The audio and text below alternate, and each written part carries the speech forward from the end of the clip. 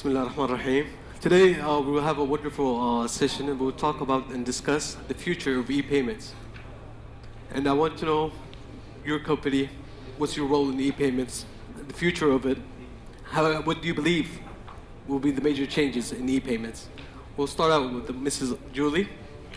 Tell us about yourself and the company you work for. So I don't know if, yeah, it's working. So I hope you will understand with the translation or without the translation.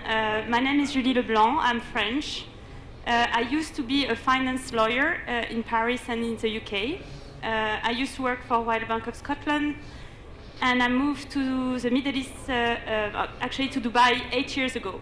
I created a company that is specialized in engagement, rewards and incentives. And we created technologies that allow people to facilitate the redemption for gifting. So it can be redemption for points in loyalty program or to facilitate the employee rewards aspect. So we build a software allowing people to do e-codes and e-coupons connected to the main retailers in the region. So that's why we were really involved into the e-payments model, because we allow as well e-payments on the website or on the different platforms that we manage. Thank you. Next we'll move on to Mr. Ali. Bismillah ar-Rahman ar-Rahim. My name is Ali Abul Hassan. I'm the co-founder and CEO of Tap Payments. We're a company focused on simplifying online payments in the region. Of course, we're a fintech company, meaning that we work with any entity within the financial industry specialized in online payments, being technology driven. Our focus is on simplifying the whole experience of accepting and performing payments in general. Our first step is towards online and everything towards electronic payments.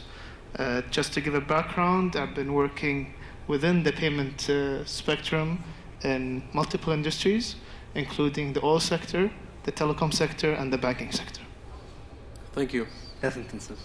Naif Abu Saida, I'm a founder of Nuqood, an Islamic peer-to-peer lending, starting from Riyadh to the global, and a board member for Saudi Tech Fund. Thank you. So about this discussion, and how e-payments have been... Start with yourself. Sorry for myself. I like to keep the secrets since I'm a cybersecurity personnel. I'm Abdullah Biari. I'm a cybersecurity assistant manager in Salama. So with cybersecurity, our main goal is to protect our information, protect our lead, and have a high sense of confidentiality, integrity, and availability within our company. Salam is a large organization. We have branches worldwide. We're one of the top insurance companies within Saudi Arabia. And now we'll go back to our topic since I introduced myself. So about e-payments, what's our current state?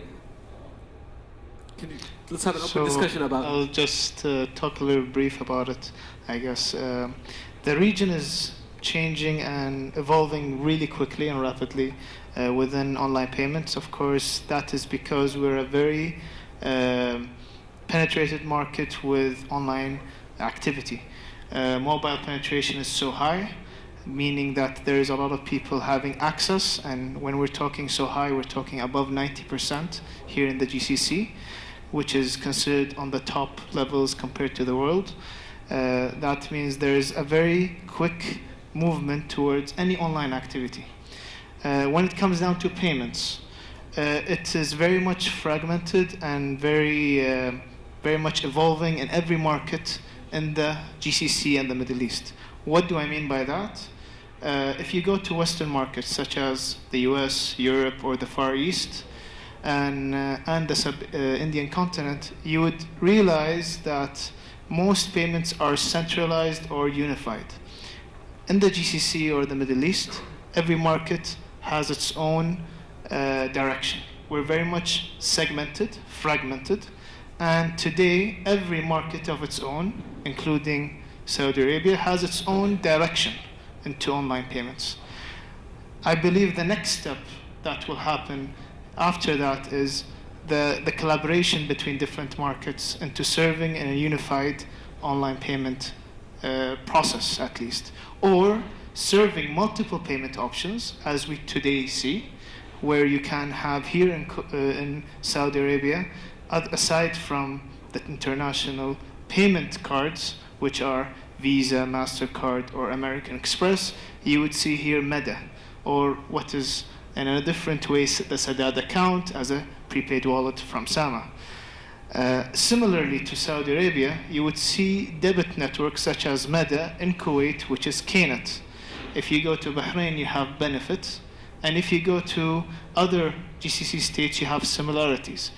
If you go to the North African markets, you would realize that because there is very low spread of the banked population, there are alternative payment options. Such as in Egypt, you have Fawri, which is an alternative payment supporting to empower cash to become more electronic. And similarly in Africa, telecom plays a big role there.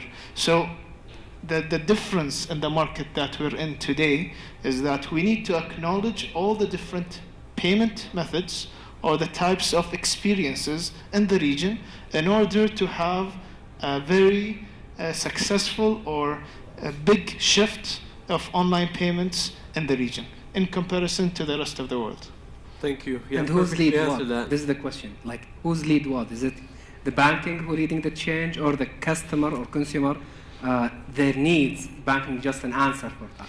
The way, it's a very good question. The way I see it, what's moving everything is the market, the customer itself. Yes. If you go to, for example, in Egypt, you have Fawri, which is something not from the banking sector, but is today supported and endorsed by the banking sector. And it is a way to transition into having more people into the banking sector, which is very much, at the end, regulators get involved, such as central banks. So I believe the first movers are the consumers. And just to build on that, the penetration of in Egypt, for how many people or out of the population having banking account is less than 18%. And this is a shocking number. But just That's being optimistic. just to talk about Egypt again, we started 18 months ago to take care of HSBC Egypt loyalty program. And when we come with a solution and the program design, we told them, listen, it's very old-fashioned. Also, you have a big issue with the merchandise to come to Egypt because you have a devaluation and you have certain things happening. So why don't we move everything to digital? And they told us, no, we don't have a system, it's complicated, and the market is not ready. We said, okay, let's give a try. The beginning, we had less than 5% digitalization. 5%. That's less than 5. Now we have 60-40 repartition. So 60 still merchandise, but 40 is completely digitalized. And also what we find now is a facilitation between all the things. So I'm coming from the bank to the retailers, but also I can come from the bank to the supermarket, from the bank to the mobile operator, because we provide mobile top-up. Okay. So it's how do you facilitate back? And what we see now, it's mobile operators are interested, because if I'm starting to, from the bank, providing mobile top-ups, and it's a virtual circle for everyone. I'm building an ecosystem that makes the entire digitalization. So what the lead the change or the increase, it was the entire building ecosystem. But we had to push, it needed a little bit of innovation on the side of the bank, because we had to push them and tell them, listen, take the risk. Worst case scenario, no one will spend on digital, but if it's working, you will reduce a lot your cost as well. And what do you guys feel is the biggest disruption with new technology? As you say, for instance, a new e-payment came out. Who would be the factors, or what would be the factors that would disrupt these services from running functionally? Is it humans? Is it the companies adopting to these new technologies? You want to start? It's up to you. Okay, I think it's about the big tech company. Mm-hmm. They are the big disruption in the financial payments. And that's acknowledged yesterday's session, the cashless session, with Ahli Bank and CB Omar. He mentioned that, and it was good news for me when the Saudi Bank realized they have to cooperate with the financial institution, they have to cooperate with the fintech and with the regulators just to evolve faster than what they have to do. Sure. I believe I agree with what you're saying, and I would like to add that the biggest movers, as I mentioned earlier, are the consumers. So technology companies do play a big role because technology companies have a very quick, widespread into the market. The thing is, what's interesting here, let's say in Saudi Arabia, is you have a very big network with Meta that is going online now, and I believe that is a very good, let's say, timing to be online, because if it doesn't go online, there will be alternative payment options that will emerge within the market. And considering how it's structured here in the region, we are very much highly banked population in the whole GCC. Being a very highly banked population means that the technology is there. It just needs to be enabled in the right channels. So taking that step with enabling Meta online, I believe is just going to reshape the whole online or e-payment industry here in Saudi Arabia. Of course, Sadat has played a huge role into moving government-based payments. The model that is being followed with Sadat has played a huge role that is studied even on a global scale. We don't have in Kuwait, I'm from Kuwait, we don't have something similar to Sadat. And it's a huge advantage that is being set up over here. But you need to differentiate when you say electronic payments, there are different verticals within electronic payments. Let me build on that, Ali. We did a survey for Saudi Arabia's for Nuqood, and one of the results was shocking for us, the preferred payment gateway. We built a business model around Sadat. We're expecting Sadat is the best and the easiest way. 65% from the survey they said they prefer direct transfer. Still payment, but not Sadat. And when we dig down and to see why is that, we discover 90% of those who said no to Sadat and they prefer a direct transfer, they are female. And it was another shocking results. Then we discovered, after we talk it like more one-to-one interviews and to ask them more, even if they want to pay bill, they pay it via ATMs. They don't want to go to log on inside the bank and then from there to go to Sadat and pay their bills. So the way you're looking at it as a study, performing a payment one time is not a preferred payment option, at least in my personal perspective, to have Sadat. Why? Because Sadat is a very great bill presentment tool. It is unified, it is centralized, and it allows you to automatically pay if you would like, or pay one time on a transfer basis. No, or a direct debit basis. I'm not criticizing Sadat. What I want to say, like, it's a huge misunderstanding or customer behavior. True, and that's why I believe now with the coming in of Meta, collaborating with Sadat, they're going to fill in this gap of that part, because when people say they want to pay online, they think of going to a website and paying. Sadat is it's not set up for that. Sadat is more about the online banking.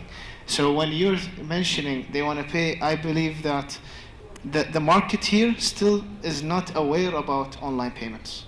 They're not even exposed to how online payments are done. If you're talking about what's the population that actually perform online payments?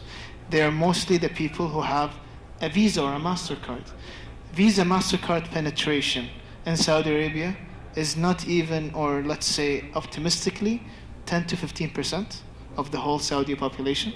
So that's a very tiny number, and the number of that percentage that is actually conducting transactions online is so low. So the understanding of performing payments online is not there, which comes back to your study, which actually says the preferred payment option is wire transfers.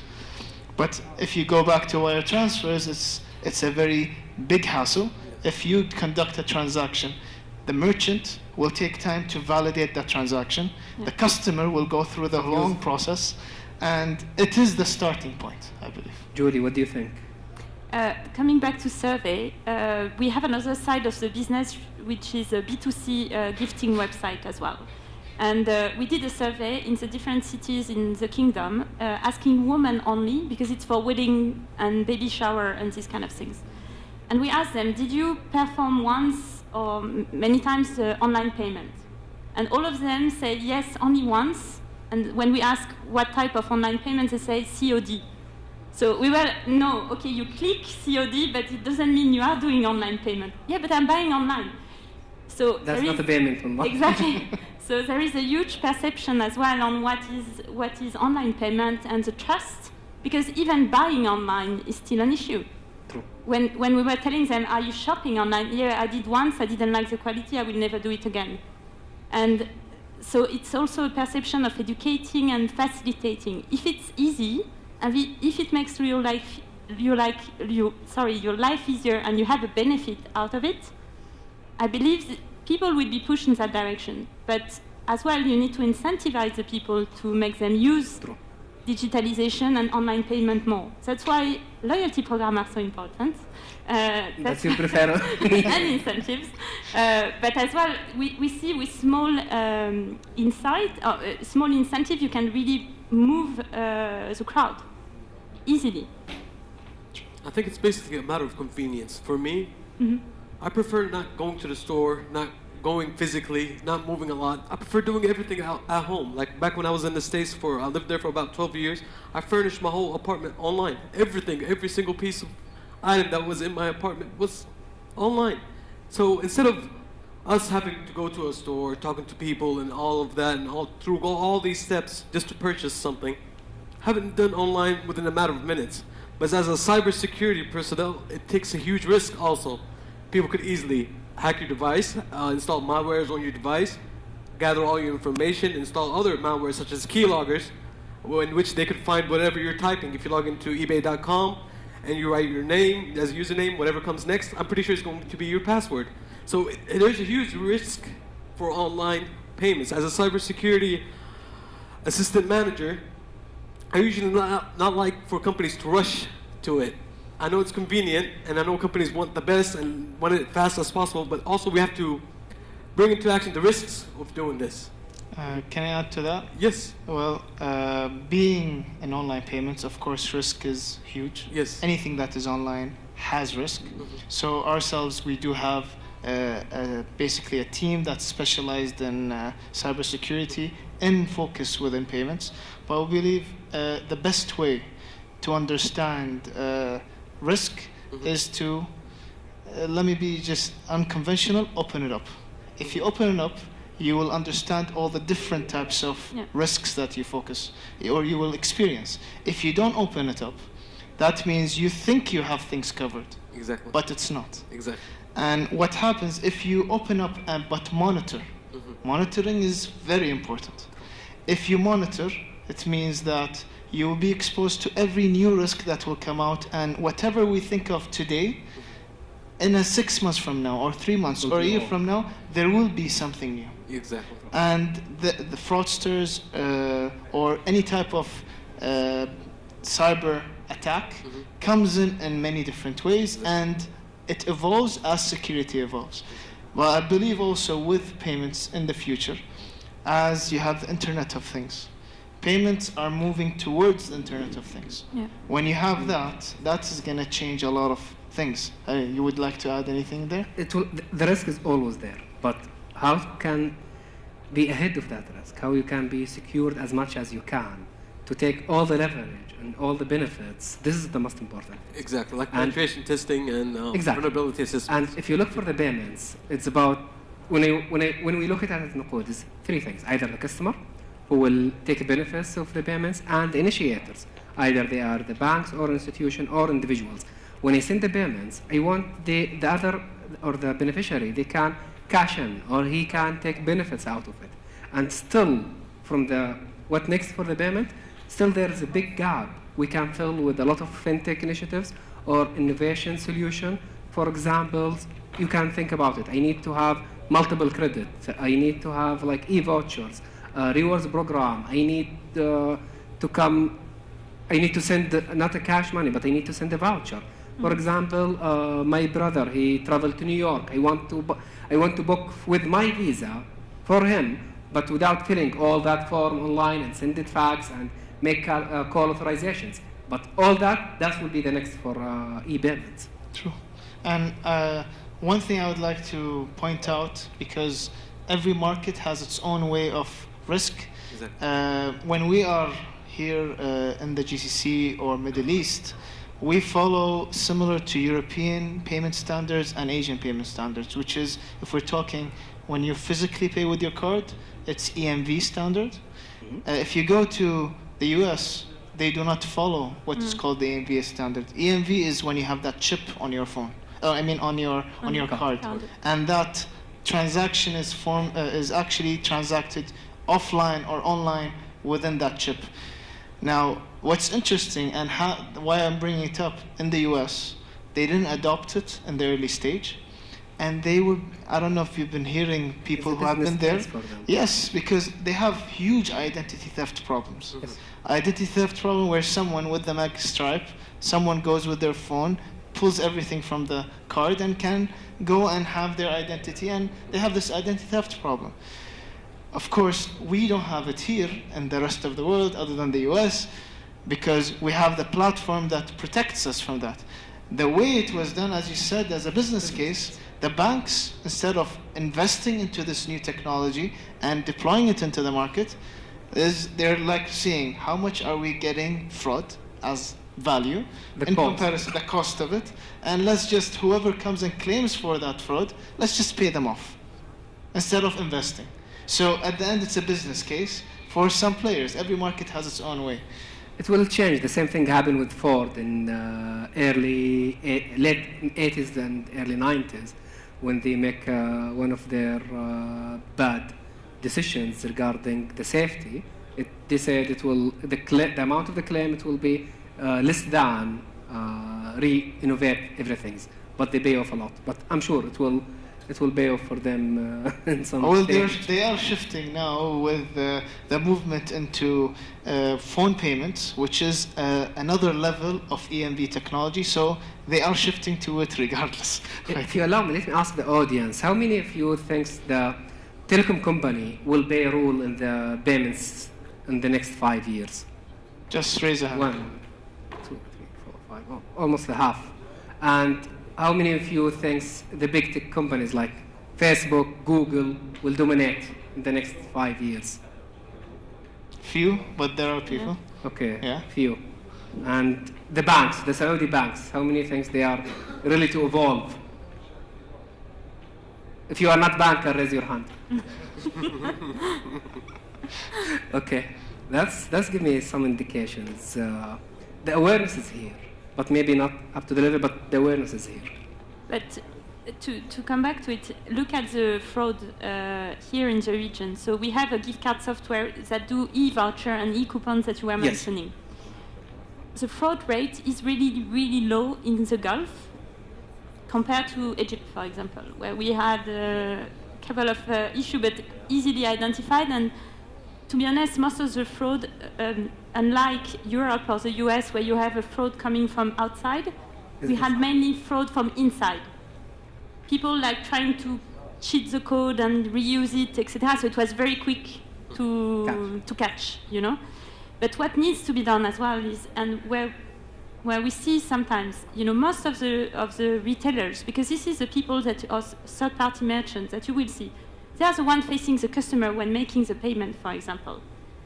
There is a big lack of understanding on what we are doing with online payment. A bank will catch up quickly. Okay, they are ready. Okay, maybe they are a bit late on certain things, but they will catch up quickly because they will hire the proper people. People will go fast. It will be the high priority. But how do you train the people inside the daily life and explain them how to digitalize the way they work? And this is a big lack now. It's no one is training the end people, so you have no full customer experience because the guy forgets his login, he doesn't know how to use it, he's not trained, the manager don't know how to prevent the fraud, and he doesn't know how to answer a customer when there is a glitch. So it's just a question as well of investing in people. True. So I would like to add that once you go more digital, the number of the level of information that you get in a single transaction is much bigger than when you go non-electronic. Yeah. There is so much information you can understand. The risk can be identified much faster. Yes. Even it does give convenience, and it does give a higher level of risk, but at the other side, it also gives a very bigger level of identifying risk and even knowing the behavior of a transaction. Today, there are security companies. The level of protection that they provide for any online payment is in the way you hold the phone, the way you put your PIN code on the phone, and the way you actually operate it on the phone. And this is what's happening in the future. It's not only about putting your PIN code or your password or putting the right information on the card. Or back to bank. Yes, it is how you hold that device. Is that card being used on this device commonly, or is it the first time? Is it normal that you purchase from this phone from that merchant on a repeatedly basis? A lot of information can be identified here, and I believe this is more going to be identified within the future. Now, Amazon, they are one of the biggest fear for the banks in the US is Amazon. And now they're trying to send money via Alexa by voice recognition, voice order. You just, Alexa send Sound X amount. as well. Yes. Sound. Yeah. But that's like terrifying a little bit for the banks. Those are the next area. They are coming to take a big bite of it, and it will be much easier. And let me again ask the audience. We agreed between us this session to be interactive as a salon style, so please forgive us if we ask you more questions. But what is your biggest fear from the payments? Just speak loud. What is your biggest fear from the payments? Didn't it arrive? What is it? There's السلام عليكم ورحمة الله. معكم عبد العزيز البادي من السلام عليكم. معكم عبد العزيز البادي من مؤسسة النقد. So actually, كل شيء okay. yeah. So actually, I will ask a question and I will answer your question. First, your question. My biggest fear is cybersecurity threat to the financial technology company. So I know that cybersecurity is now it's new in our country here, and also it has big opportunities for your company to evolve your cybersecurity skills and your cybersecurity solutions and how to protect your network, your application, all of that. So my question is, are you prepared if the attack is happening, and are you prepared to protect your customers, to protect your data? Yani, I know that the banks are prepared. They have annual budget for the cybersecurity, and they have security operations centers. They have a lot of things. But for you as a new company, I think that the cybersecurity and it's not your first priority. Can I just step in here? Yeah, sure. First of all, I would like to mention that there is no entity, even a bank, that is 100% protected. Yeah, sure. Sure, absolutely. You go to the highest. You do prevent a lot of potential risk, but the most important thing is when you get any attack or any risk of fraud is how you react to it. The reaction is the most important thing in the shortest time and the highest protection of risk there. I'll just give you a sense of how fintechs today being focused. I'm not saying all fintechs. You're right. There are many companies. They're lacking the securities or the intention, but there are a lot of others within the industry that do care about this. I'll give you just a small case that we've experienced ourselves, where there was a nationwide attack on basically our local debit scheme, where what happened was, and it was a series of attacks, and one of the glitches that happened as a reaction to one of the attacks was successful payments, even if the cardholder didn't have any balance. Imagine that happening, okay, for a period of half an hour. Now what happened there? We identified that there was something irregular. So what happens here, you need to wait and know how it works, because imagine on a switch level, things are having problems, okay? Thankfully, I'm not saying that we didn't get hit, we did get hit, okay? But the level of risk that we saved for the switch, which was liable, is 90% of the risk they were able to save with us, compared to banks where they only saved 10%. Let me add and correct something here. For the fintech, security is a priority because you're dealing with the finance, with money. One mistake, you're out of the market. True. There's no second chance. Even Saudi fintech or any fintech in the region, they will not bring something out of the blue. There's a lot of best exercise and best practice around the globe, in the UK, in Europe, and in the US. But security is a priority, but not a big budget. Take a percentage from the company and you will see it's a big budget for them. It's true what you just said, because in payments in general, we make pennies basically. What We mistakes really, happen? we work on volume and we work based on pennies. So one mistake can clear out your whole revenue of 6 months. Exactly. It is possible if it reaches that. If I may add yes. to that, with cybersecurity, 3 main goals are prevention, second is detection, last step is recovery. So first we try to prevent the attack from happening. In case an attack does happen, we detect it. That's our second goal. Recovery, if we can't prevent it, neither could we detect it, how would we recover our data, is our third priority. With cybersecurity, there's something called CIA, confidentiality, making sure that the customer's information is confidential. Integrity, making sure that the customer's data or the information stored within us cannot be altered or changed. Last step is availability.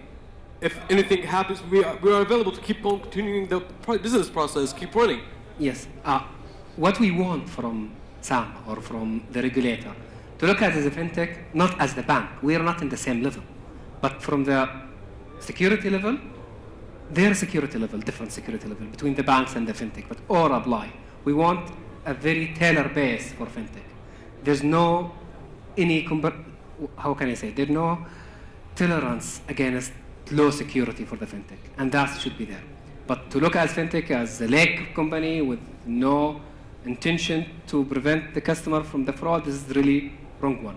That's what I encourage. So I would like to add to that, to identify the right fintechs.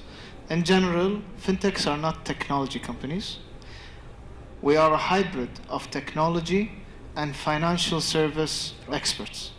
If you have a fintech company run by technology people who are just having dreams about seeing how payments should happen and doesn't understand how regulation work, how compliance work, how the ecosystem in every market works, They're not a fintech. They're not a fintech. They're a technology company.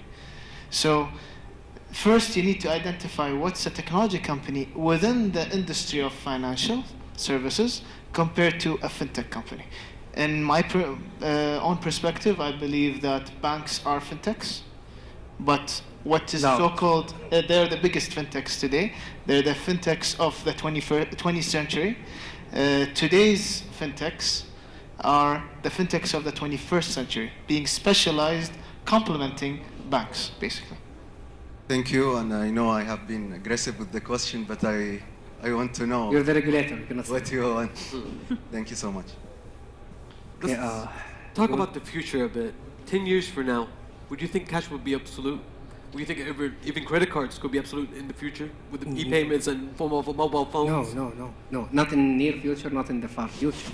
Cash will always exist, but it's another payments method, another payment of paying and even rewarding. And just imagine if you want to pay to school the tuition, you send them a check or pay cash or transfer to the account or even via Sadat. But look for the entire year. After 2 weeks, your kids come to you and say they have a trip, they need 100 riyal. Then you give him cash, 100 riyal. You are at home at night, you don't want to go out, you open the application, you order for, and you say pay cash when received. When he come, you remember you don't have cash, then you go out to bring cash from the ATM and give it to him. Still, there's many ways, but it will be, CCB is coming. and I'm sure it will launch soon. I'm not here to talk on their behalf, but this is one of the applications come. Pay via mobile, and also the Saudi Post, they have other plans to enter the market. So the big players are here, and a lot of space for fintech is still there because they cannot fill the gap. They cannot dominate the market. I sort of believe the cash will not go obsolete, but it will be decreased majorly. True. With mobile payments. Like, look at, for instance, China. They have this application, WePay or something like that. WePay. Most of to WhatsApp, yeah. exactly, you can send it through a phone to your friends, to a market. You could buy anything through a mobile payment. For me as a person, it's very convenient. I don't like to carry out my wallet. I actually don't have my wallet on me right now. I like to keep my credit card in one pocket and maybe like 100 riyals or 500 riyals on this pocket. So it's a matter of convenience for me that I don't have to carry a wallet, have to carry cash, losing my cash. Everything is on my phone. I would disagree here, sorry. Always don't make a mistake, think the whole society is one category. Exactly. Outside Riyadh, Jeddah, Dammam, you will surprised the amount of cash and the people, how they deal even with the banks. One thing is when we build a business model for Nuqood, people, they will not go for quick loan. If you see a black market loan industry, the main consumer industry is 100 billion US dollar. And the black market, we take it roughly from the total economy, like 10%, is 10 billion US dollar. They go for car dealer, they go for appliances shops to get fast cash. And all that is irregulated, out of the system of the SAMA, out of even the bank's monitors.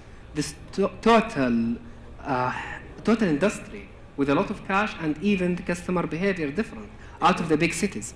Good point. I really highly appreciate it. Julie, would you like to add anything? Yeah, I think it's very difficult anyway to say that something will be one common system for everyone, like you said, because no one is using exactly the same system. It just needs to be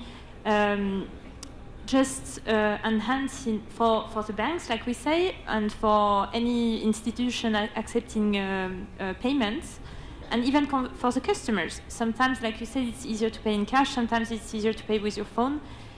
I still have a doubt about mobile payment only. Why? Because you see, as a man, it's easy to have your mobile with you, but as a woman, it's not easy. You need to carry your bag. It doesn't change. I think the future is not in mobile only. It's in something smaller and potentially something easier to carry. And there is no limit. Whatever you give, if it's a mobile or anything, as long as it's a way to have a secure payment and to facilitate your life, I would believe people would adopt it. Well, if mobile is just another tool. At the end, there is always something, or a wallet, or a card, or some serial number connected to a device, or to anything that you use to perform a transaction. A perfect example would be Uber.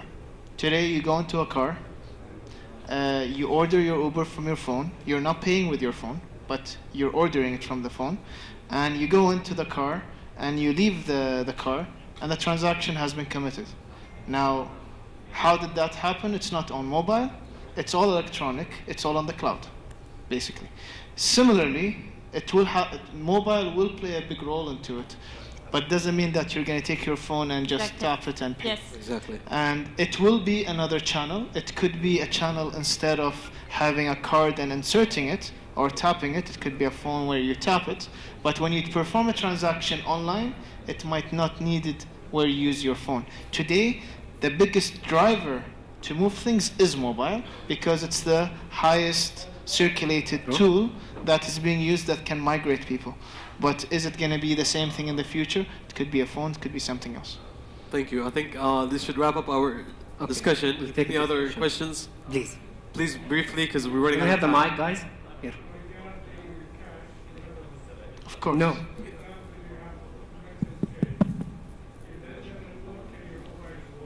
True. True. If That's a your good point. internet down, and for example, sometimes we go to some supermarkets, the sales system's down, you have to pay by cash. Does that mean you have to keep some cash as emergency in your pocket? Definitely. You'll end up having cash always, or I'm saying maybe in some markets, not here in the region, some markets globally, cash could become compared to when you had horses and cars. You would always have cash, and there's always, as people are always have that connection with horses, and we will always have that, there will be always a connection with cash. But Actually, cash will never disappear. It will never disappear. If anyone believe cash will disappear, you can hand it to me. I will keep it for you guys in the next 10 minutes. That's why I keep 100 riyal in my pocket for anything. We'll take that. But you look at the mature market like Germany or Netherlands, you can't pay with a credit card. There's a You cash have to society. pay with cash. Yes. And Germany is cash. it's a mature market, and we are close to countries that accept almost only electronic payments. True. So your culture is more important than anything else. So you choose. Culture-wise. It was a discussion in one of the events in Germany why they're cash-based society. One of the reasons I heard, and it might be right, might be wrong, because they faced a lot of wars in the past decades. So they believe cash is still the safety for them. This is the safe option. They can carry it and they can cross the border. And all other things is not convenient as cash, not even the gold. If they have a lot of gold, they try to keep it like in different places. True.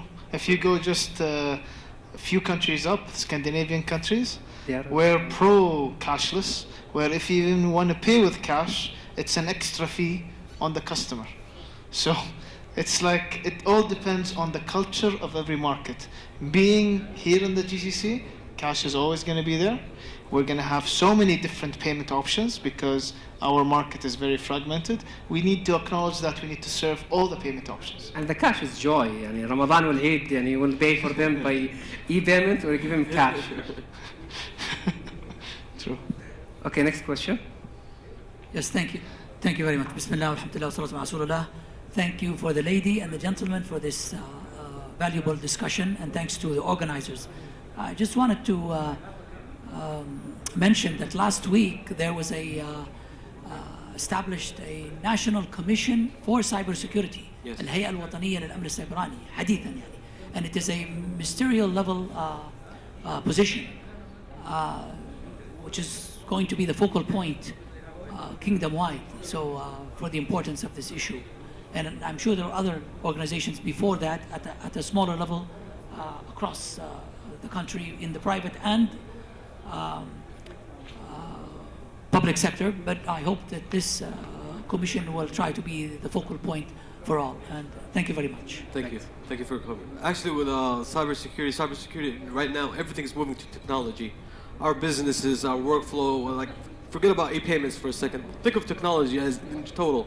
Everything is being done through technology. We don't have anything done manually, or we try to keep it as minimum as possible. So with that, with all the convenience of technology, there has to be a strong cybersecurity establishment within a country to protect all of our data with all of our confidential information. And that's why Saudi Arabia is taking a large role in making sure cybersecurity is one of our top priorities within Saudi Arabia.